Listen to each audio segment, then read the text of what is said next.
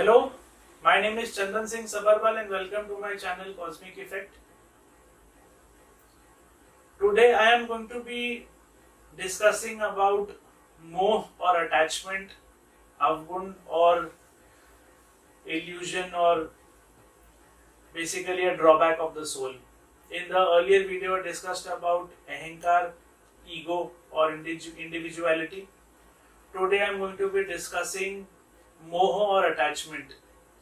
I kind of started this series in the reverse order. So it's basically Kam, Krodh, Lobh, Moh and Ahankar. I started with Ahankar, so I only thought it was wise enough and okay to continue in the reverse order. So today I am going to be discussing about Moh or attachment. As I mentioned earlier, ego is a drawback for the soul. The soul wants to go from New York to California and 5 things are continuously pulling it backwards, not letting it reach its destination of actual completeness or salvation or moksha. So the first one was ego, which arises from tamogun or tamasic mode, because the soul is not able to realize its true potential, its true nature. It is always in the state of ignorance, and because of that individuality or ego arises, where you are starting to believe that you are different from God. You are actually what you think you to be are. So whatever your current reality is, what you believe to be the complete picture, and you hoard on accomplishments, and you sometimes feel good about your money, your power, your intelligence, your beauty, and anything that can make you feel complete or powerful or good enough. So that is ego. You can check out detailed explanation about ego in the video itself, where I have discussed ego.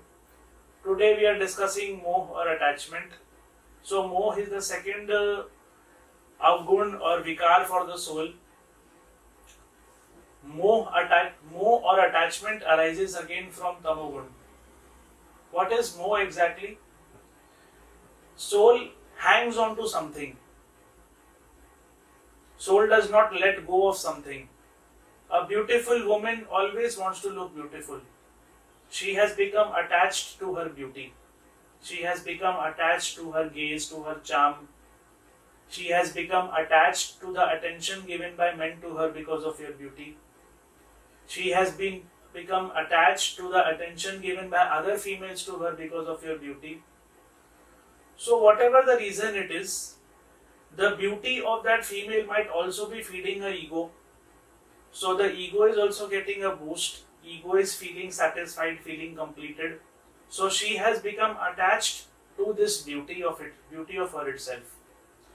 This is again coming from ignorance, because as I explained in the earlier video, everything is given by God. Everything is created by God. Everything is owned by God. And God is the true Lord and Master of everything. In the Bhagavad Gita, Lord Krishna has said to Arjun that I am intelligence, I am humor, I am memory, I am forgiveness, I am truth, I am lies, I am sorrow, I am deceit, I am power of understanding, power of grasping, I am learning, I am wisdom, I am memory. So all the individual, mental or tangible or intangible facets of the human mind, of the human personality, are all manifested by God Himself, and they are all God, part of God only. So whatever we are to be are completely a creation of God. When the soul is not aware of this, it thinks that a particular facet, for example, somebody may think that they are extremely smart and intelligent. So they think that this intelligence is their own, and they get attached to it. The ego starts feeding of it. This arises from ignorance or tamogun. So in order for the soul to be free, first you do not have to have any ego. And when you will not have any ego, you will not have any attachment also. Because when you are attached, you want that thing, you cannot let go of that thing, and that thing is something that your soul is now identifying with. It is kind of creating her own trap for itself.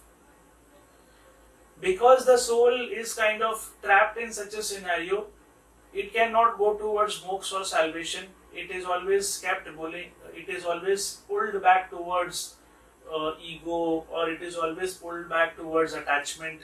And attachment is the prime and number one cause of rebirth.